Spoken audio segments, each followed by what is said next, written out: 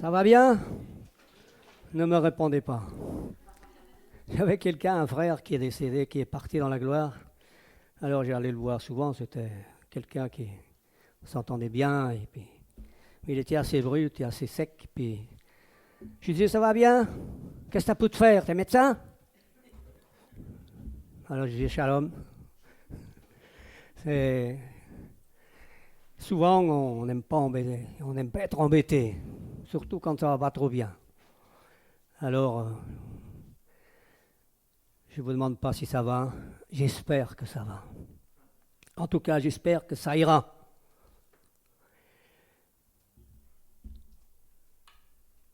Encore 20 minutes de sermon, ou une demi-heure, et puis on s'en va, et puis dimanche on revient, et puis ainsi de suite. Est-ce qu'une vie comme ça nous conviendrait? Non. Je crois que ce qui nous convient, c'est que nous attendons que Dieu nous parle. Et c'est toujours un beau signe quand on attend que Dieu nous parle. Dieu parle aux hommes. Dieu parle tantôt d'une manière et tantôt d'une autre. Et souvent, je voudrais rien dire, parce que, vous savez, on n'est pas apprécié de tous. On n'est pas apprécié de tout le monde. Et le danger, c'est que quand on n'apprécie pas quelqu'un, on a du mal à accepter une parole de Dieu qui vient de cette personne. Je parle des choses que j'ai vécues. Et je vous dis cela parce que c'est toujours... ne me regardez pas... Avant le pupitre, il était bien, j'aimais bien parce qu'on pourrait presque se cacher dedans. Et puis comme ça, parce que nous, enfants de Dieu, nous avons beaucoup de défauts, et en particulier celui-ci, c'est de regarder la personne. Au lieu d'être attentif à ce qu'une parole peut résoudre un problème, une parole qui vient de cette personne que nous n'estimons pas, et puis c'est comme ça. Il y a une émission... que j'aime pas particulièrement et que je ne regarde pas. On ne peut pas plaire à tout le monde, soi-disant. Donc, c'est vrai, on ne peut pas plaire à tout le monde, donc je conçois que quelquefois, on n'aime pas trop entendre cette personne. Mais faisons attention, parce que c'est justement par cette personne que Dieu va vous donner une parole. Je dirais que Dieu a l'humour, puisque un jour, il a parlé par un âne. Vous voyez? Et Jésus a dit qu'il ferait même crier les pierres si on se taisait. Donc, il faut faire toujours attention, il faut écouter Dieu et pas les hommes. On peut dire beaucoup de choses qui ne sont pas très justes, mais Dieu, tout ce qu'il dit est juste. Tout ce qu'il dit est vrai. Donc, faisons... L'apôtre Paul, autant qu'homme de Dieu, disait souvent « Prenez ce qui est bon ». Ça veut dire qu'il disait aussi des choses moins bonnes. Enfin, je suppose. Je vais vous donner un témoignage qui m'a beaucoup interpellé. C'était un humoriste qui connaissait bien un frère, qui avait une responsabilité dans une communauté. Et un jour, ils se promenaient tous les deux. Et puis ce frère se plaignait à cet humoriste qu'il était étonné que quand il allait voir un de ses spectacles, que tout le monde était là, joyeux, et puis ils applaudissaient. Il arrivait à captiver toutes ces personnes. Alors lui, il se disait, mais c'est quand même incroyable. Et moi, les gens sont dans la communauté, sont tristes, j'aimerais les voir joyeux, j'aimerais les voir épanouis, libérés, affranchis. Et cet humoriste, soi-disant, il le connaissait bien, il disait, écoute frère, moi je vais te dire pourquoi ça ne va pas. Ah bon? Oui. Tu vois, moi, je fais rire les gens, je les captive, je rentre dans leur esprit et ils se réjouissent pendant le temps qu'ils sont avec moi. Parce que je leur raconte des choses irréelles, mais comme si elles étaient réelles. Et toi, tu dis des choses réelles, comme si elles étaient irréelles. Moi, ça m'a beaucoup touché, parce que, vous savez, des fois, on manque tellement de conviction que les gens disent, mais tu crois vraiment? Oui, on peut être interpellé par ce genre d'interpellation. Est-ce que nous avons vraiment des convictions quand nous annonçons, quand nous témoignons, quand nous prions, quand nous louons le Seigneur? Est-ce que nous sommes des hommes et des femmes à conviction? Je lisais dans les Actes des Apôtres, quand les apôtres ont été battus de verge. Je voulais vous parler d'autre chose, parce que vous voyez, on parle toujours dans des... Mais ça ne fait rien. Ce qui compte, c'est qu'on puisse se faire du bien et se réjouir ensemble autour de la personne du Seigneur et grandir et croître dans sa grâce. Et les apôtres, ils ont été battus de verge. Et une fois qu'ils les ont libérés, qu'est-ce qu'ils ont fait? Ils ont béni le Seigneur. Ils ont dit, Seigneur, béni sois-tu. Remplis-nous à nouveau du Saint-Esprit de force, afin que nous prêchions avec autorité ta parole. Vous voyez, ils n'ont pas dit, Seigneur, ne nous remets pas en prison à nouveau, ne nous fais pas à nouveau... C'était secondaire. Ils voulaient vraiment toujours le meilleur. Et je crois, frères et sœurs, que dans les temps que nous vivons,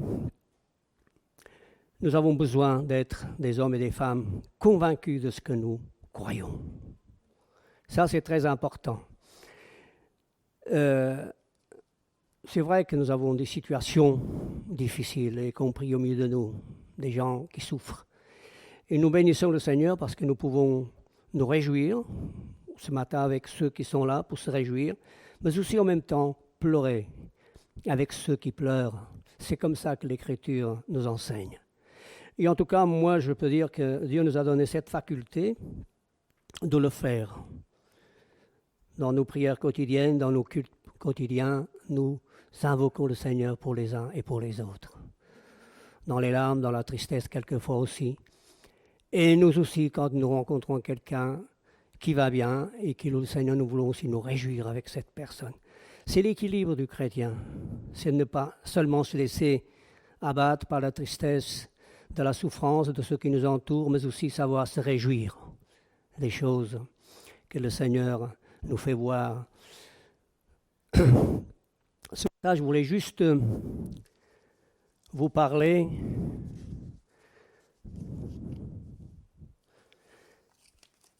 bien sûr du Seigneur. Ecclésiaste, je lisais un verset ces temps-ci. Si l'homme, c'est Ecclésiaste 6,6, je me semble. Si l'homme vivait 2000 ans, enfin cette fois, il ne dit pas 2000 ans, il dit 2 fois 1000 ans. Je ne sais pas pourquoi. Je disais, ah mais c'est bizarre. Pourquoi il ne dit pas 2000 ans? Il dit, si l'homme vivait 2 fois 1000 ans, il ne trouverait pas le bonheur. 2000 ans et puis être toujours malheureux. C'est pas être malheureux, ne pas connaître le bonheur. Si je vous demandais qu'est-ce que le bonheur, vous aurez certainement tous raison de dire qu'est-ce que le bonheur. Puisque chacun a une idée du bonheur qui n'est pas en soi mauvais. Mais est-ce que vraiment nous connaissons le vrai bonheur? L'Ecclésiaste, vous savez, c'est Salomon qui a écrit ce livre. Il a écrit 3 livres. Les Cantiques des Cantiques, les Proverbes et l'Ecclésiaste. Quand nous lisons les Cantiques des Cantiques, nous lisons et nous voyons que là, Salomon, il avait atteint le sommet de la vie avec Dieu. Et puis, quand nous lisons l'Ecclésiaste, nous voyons cet homme qui a été vraiment un exemple. Tombé de haut, il est écarté et vraiment s'est séparé de la vie avec Dieu. Il va vivre un temps de sécheresse tellement énorme qu'il va écrire des choses déprimantes. Dans le livre de l'Ecclésiaste, si vous le lisez, moi je l'ai déjà relu, c'est vanité des vanités. Tout ce qu'on fait, vanité des vanités. Ça vous avait envie de rien faire. Et pourtant, cet homme qui avait connu vraiment le sommet de la vie spirituelle cherche maintenant un substitut pour retrouver ce qui était égal aux choses de Dieu. Il n'en arrive pas. Il n'arrive pas parce que il n'y en a pas de choses qui peuvent égaler Dieu. Et c'est ça la difficulté de nous chrétiens, c'est qu'on croit que le bonheur est ailleurs. Mais le bonheur est en Dieu. Uniquement. Tout, vous savez, aujourd'hui, c'est une des valeurs les plus recherchées. Le bonheur. Mais tout le monde court après. Et ça se comprend. On veut être heureux. La définition du bonheur, tout le monde peut en donner. Et nous voyons aujourd'hui à travers tout un tas de pratiques pour trouver le bonheur. Changer de femme, changer de mari, changer de voiture, de maison, et puis ça va pas, et puis encore, et puis encore, et puis encore. Moi, depuis tout petit, j'ai pu faire des petites expériences, mais qui m'ont enseigné. Je vous ai déjà raconté, nous sommes une nombreuse famille, et les cadeaux, les petites voitures, etc., etc., nous ne savions pas ce que c'était. Alors je me disais dans mon cœur, quand j'étais tout jeune, quand arrivait Noël, qu'on n'avait rien, je disais, ah purée, si je pouvais avoir un tricycle. J'ai regardé des familles plus aisées qui, les enfants en avaient un. Ah, j'ai dit, si un jour j'aurai un tricycle, je serai l'homme le plus heureux du monde. Ben oui, vous pouvez toujours rêver. Et puis, un jour, je n'ai jamais eu de tricycle parce qu'entre-temps, j'ai grandi, donc j'en avais plus besoin, même si je n'ai pas beaucoup grandi. Et je me suis dit, bah, maintenant, si un jour j'ai un vélo, je serai heureux parce que c'est pareil, on n'avait pas de vélo. Et j'ai appris à faire du vélo, j'avais 16 ans. Vous n'avez qu'à voir. Et j'avais pas de vélo. Alors, ça m'a bien rendu service d'apprendre à faire du vélo à 16 ans, parce qu'à 17 ans et demi, je partais en France et j'étais dans les chantiers, parce que vous savez, quand on ne parle pas la langue, on prend le travail qu'on vous donne. Donc, j'ai fait les chantiers de partout. Et si j'avais pas appris à faire du vélo, eh ben, j'aurais été bien embêté. Donc, j'avais récupéré un vélo à la poubelle, puisque dans le temps, on en avait partout. Vous avez dans une maison à côté, sur le trottoir, il y avait de tout. J'avais pris un vélo et puis je m'en servais pour aller travailler. Et je me suis dit, si un jour j'ai un vélo, je serai heureux. Et puis, j'ai eu un vélo, puis j'étais pas plus heureux. Ça m'arrangeait bien, ça me rendait service. Alors moi, je dis, peut-être que si un jour j'ai une voiture. Bon, j'en ai eu une voiture, j'en ai eu beaucoup, mais j'ai toujours des voitures. Mais ce n'est pas à cause de ça que je suis heureux. Et ainsi de suite. Et puis, si un jour je devenais propriétaire, peut-être que... Vous voyez, j'ai pu petit à petit me faire mon petit monde du bonheur. Et il me dit, mais c'est pas le bonheur, ça. Et je voyais autour de moi des gens qui avaient tout. Et regardez Salomon, il a acheté tout ce que son cœur voulait. Il avait les moyens d'acheter. Conclusion, vanité des vanités. C'est l'homme qui a été doté d'une sagesse que peu d'hommes ont pu avoir.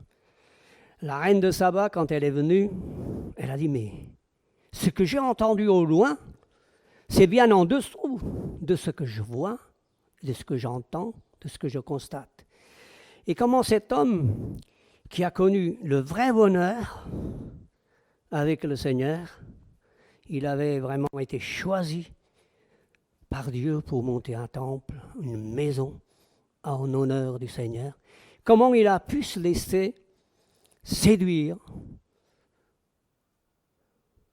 et qu'il a vécu loin de Dieu pendant des années. Vous voyez, le bonheur, il est en Dieu. Et rien n'est comparable au bonheur de Dieu. Bien sûr qu'il y a des choses qui nous sont nécessaires. Mais les choses, si vous avez fait la même expérience que moi, ne vous satisfaisent pas. Vous dites, mais il manque quelque chose. Et d'ailleurs, j'ai lu quelque part que la définition du bonheur, c'est un cœur pleinement satisfait. Vous savez, finalement, c'est en peu de mots qu'on définit le vrai bonheur. Et j'aimais autrefois chanter ce merveilleux cantique « Oh, quel bonheur de te connaître !» Et c'est toujours vrai. Quel bonheur de connaître le Seigneur, de l'avoir ici-bas pour maître. Amen. Que le Seigneur soit béni. Alors, le Seigneur, il nous cherche pour nous donner le bonheur. Me direz-vous, mais nous l'avons trouvé. C'est vrai. Mais si vous regardez l'Écriture, Dieu a toujours cherché l'homme. Et il nous a invités à le chercher tout le temps. Parce que l'Écriture nous exhorte à croître dans la grâce et dans la connaissance de notre Seigneur. Et nous pourrons vivre, d'ailleurs nous venons de le dire, vivre 2 fois 1000 ans. Nous ne connaîtrons pas le bonheur si nous ne sommes pas attachés au Seigneur. Donc, le Seigneur, il cherche l'homme en continu. Bien sûr, vous savez, vous connaissez cet premier épisode, la cherche de l'homme par Dieu, c'était dans Genèse chapitre 3, verset 9, lorsque cette famille a été formée par Dieu et qui a désobéi, ils se sont cachés. Et au verset 8, nous lisons, ils entendaient la voix de Dieu, et Dieu se promenait dans le jardin d'Éden, et ils se cachèrent. Et Dieu vient, et puis il dit, « Adam, où es-tu » Et Adam, tout intimidé avec son épouse Ève, « Je me suis caché parce que je suis nu. » Et Dieu lui dit, « Mais qui t'a dit que tu étais nu? Comment tu le sais ?» Et à nouveau, une relation s'est créée entre Dieu et ces 2 êtres. Et nous voyons toutes les conséquences que cela a duré. Mais depuis, Dieu a ne cessé de chercher l'homme. Aujourd'hui, Dieu cherche les hommes. Aujourd'hui, Dieu cherche les chrétiens. Il cherche ses enfants. Ils ne sont pas perdus, ces enfants sont sauvés. Oui, mais il les cherche pour une vie de qualité, pour une vie abondante. Donc, nous lisons dans le livre des psaumes, au chapitre 53 et au verset 3, « Dieu descend des cieux et il regarde le Fils des hommes pour voir s'il a un homme intelligent qui cherche Dieu. » Dieu n'arrête pas de chercher les hommes. Et aujourd'hui, les hommes cherchent tout sauf Dieu. Je m'excuse de dire, c'est pour ça que ça va si bien. On n'aime pas entendre ça, mais moi j'en suis convaincu de ce que je dis. Les hommes cherchent tout sauf Dieu.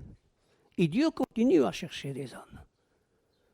Parce que Dieu a un plan pour satisfaire et dire, voilà, moi je suis la vie.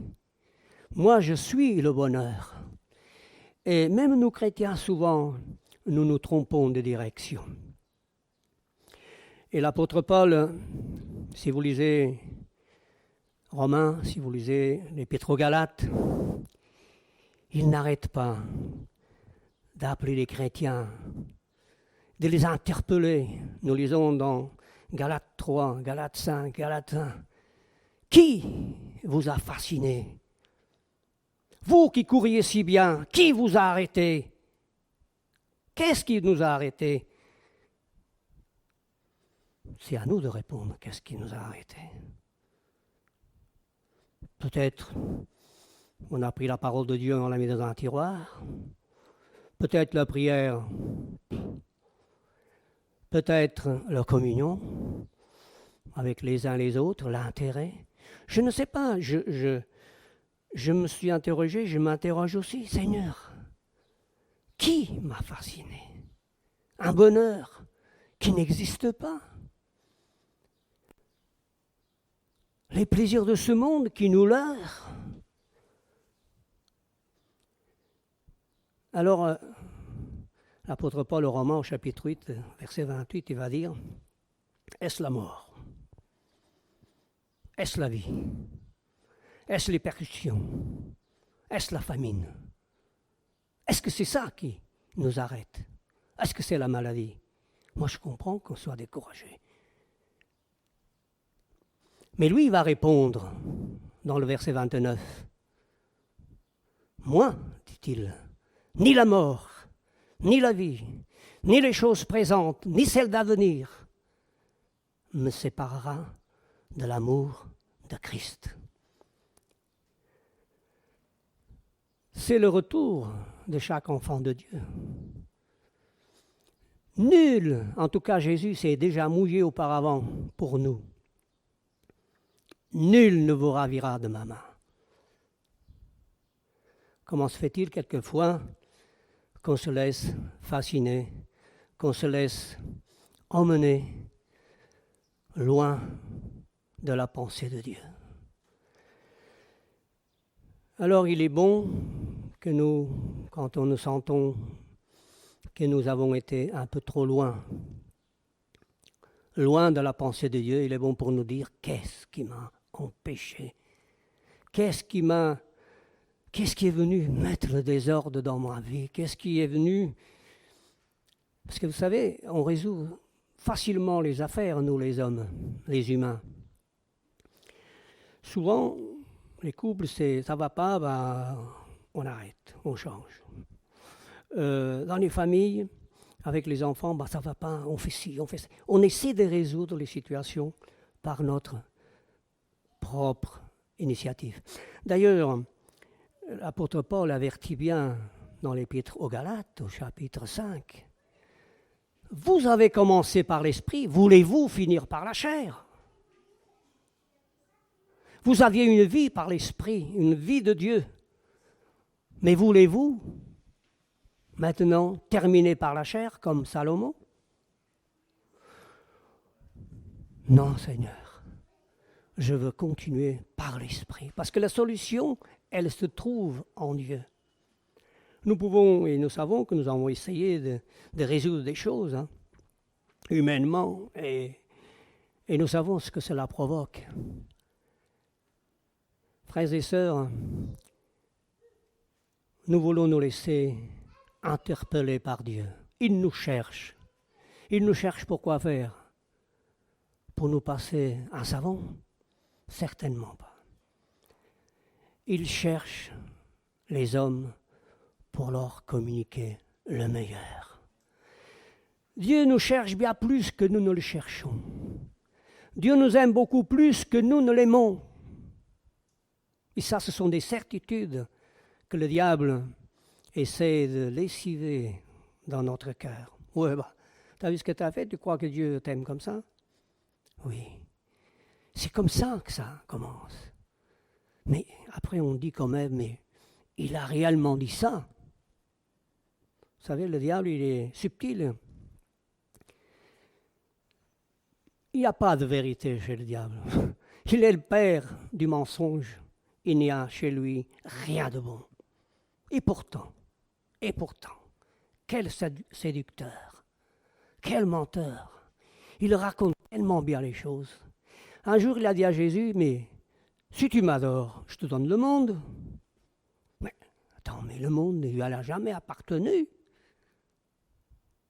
C'est un menteur. Il dit n'importe quoi. Et puis, on gobe ce qu'il dit. Enfin, on ne veut pas. Mais il est tellement subtil qu'il n'a pas changé de tactique. Dieu a réellement dit ça. Ça, c'est une parole que souvent viennent dans nos oreilles. Mais Dieu a réellement dit cela? Oui. Dieu, il a dit cela. Dieu a dit qu'il nous aimait. Dieu a prouvé qu'il nous aimait. Il a payé le prix. Frères et sœurs, que nous soyons de ceux et de celles qui prennent le temps de voir, de constater où ça coince. Qu'est-ce qui ne va pas que j'agis plus par la chair que par l'esprit? C'est dramatique quand on est charnel. Vous savez que quand on est charnel, on est capable du pire. Moi, je me rappelle un jour, avant de partir de l'usine, quelques années auparavant, le directeur est passé tous les jours me dire bonjour, et puis maintenant, comme ça, et puis j'étais fatigué. Les dernières années, on nous en mettait tellement de charges que, épuisés, après on dit n'importe quoi. Un jour, je pense qu'il m'a dit, c'était pas bien gentil ce qu'il m'a dit, mais alors moi j'ai commencé à lui dire que j'en avais ras-le-bol, que j'allais m'arrêter, enfin je lui ai dit des choses pas gentilles. J'arrive à la maison, j'ai pas pu dormir. Le Seigneur me disait, mais tu te rends compte?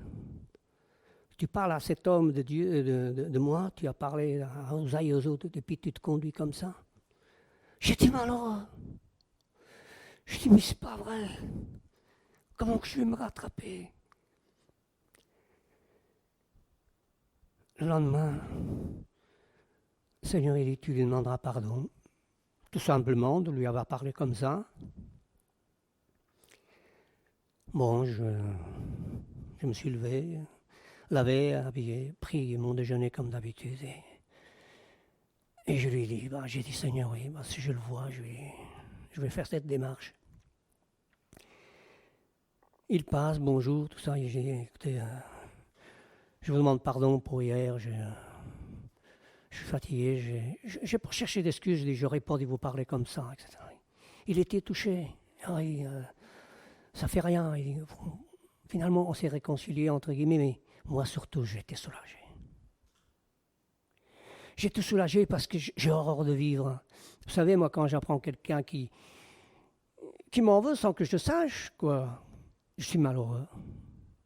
Parce que moi, j'en veux à personne.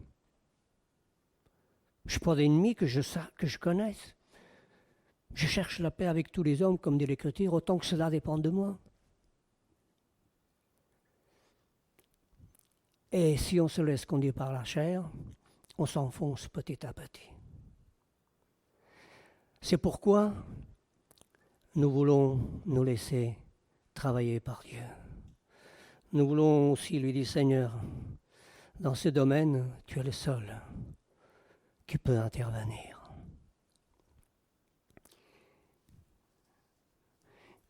Encore 2 minutes. J'avais préparé beaucoup de choses, mais que Dieu soit béni. Vous savez, il y a un texte dans Rois 6. Les disciples d'Élisée, ils étaient à l'étroit. Ils ont dit,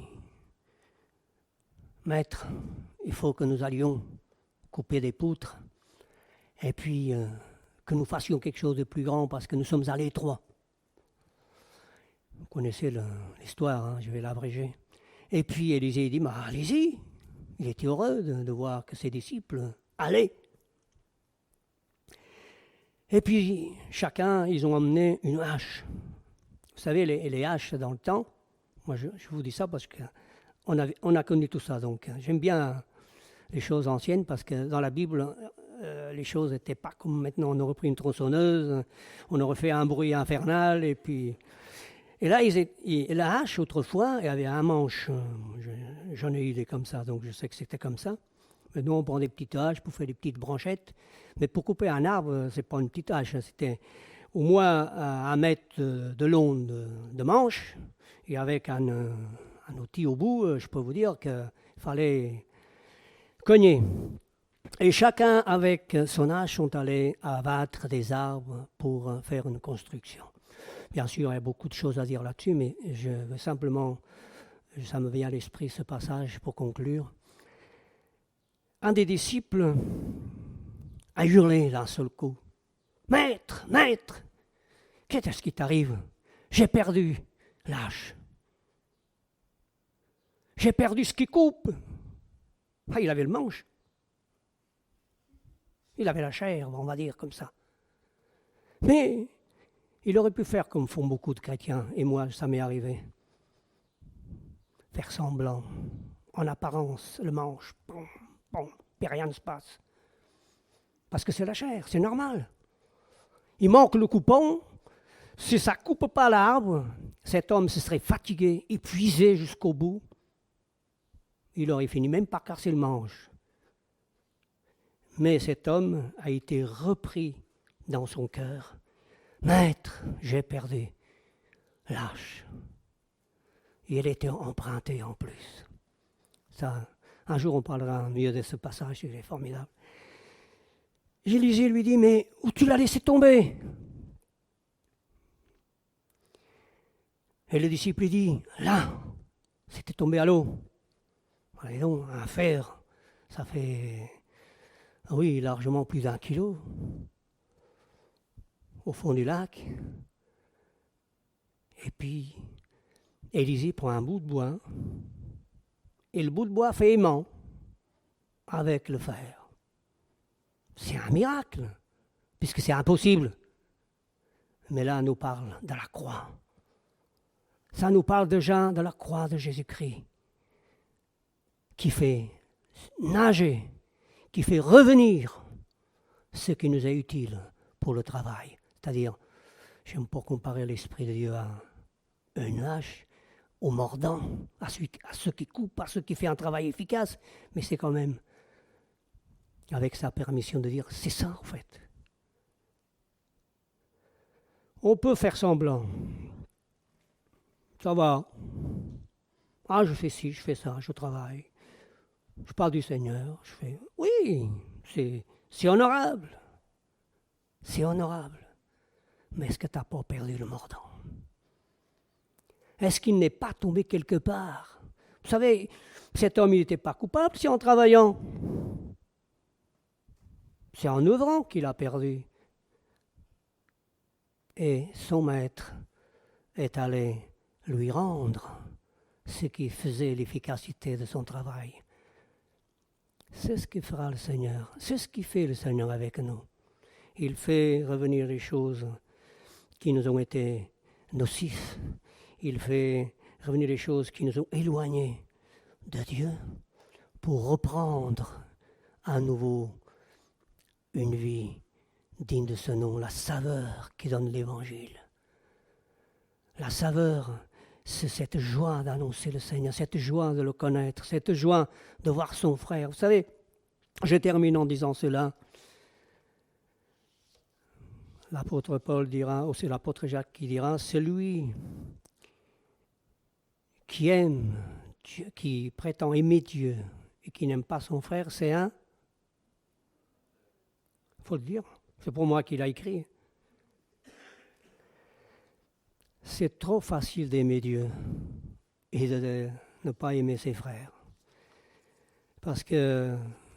Mais moi, je vais vous dire, franchement, je ne crois pas qu'on puisse aimer Dieu et ne pas aimer ses frères. Si nous avons vraiment l'amour de Dieu dans nos cœurs, répandu par le Saint-Esprit, c'est écrit, forcément, nous nous aimerons les uns les autres. Nous prendrons soin les uns les autres. Nous saurons nous pardonner réciproquement les uns les autres. Nous serons gentils, nous serons dociles, nous serons doux les uns avec les autres. Nous serons plus sévères avec nous qu'avec les autres. Ça, c'est l'amour de Dieu répandu dans nos cœurs par le Saint-Esprit. Moi, je ne crois pas, moi j'aime Dieu, mais... Et puis qu'on déteste les autres. J'ai du mal à concevoir ça. Je dis pas, oui, il y a des mesures, il y a des dimensions de l'amour de Dieu dans nos cœurs, il est clair. Mais quand Dieu nous dit de l'aimer de tout son cœur, de toute sa force et de toute son âme, c'est autre chose que uniquement aimer Dieu comme ça, et d'aimer son prochain comme soi-même. Et je finis en disant ceci, et Jésus ne nous demande pas d'aimer notre prochain autrement que nous-mêmes.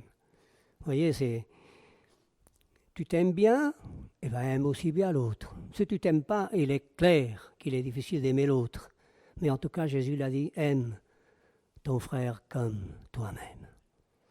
Que Dieu nous aide, frères et sœurs, à quelquefois savoir nous arrêter et se dire, Seigneur, le mordant que je possédais, où est-il? Ah oui, c'est là quand j'ai commencé à foirer. Et le Seigneur, en regardant à la croix, il va nous emmener au calvaire, là où il a tout accompli. Il va nous redonner cet élan, ce zèle, ce mordant pour l'Évangile et les uns pour les autres. Que son nom soit béni.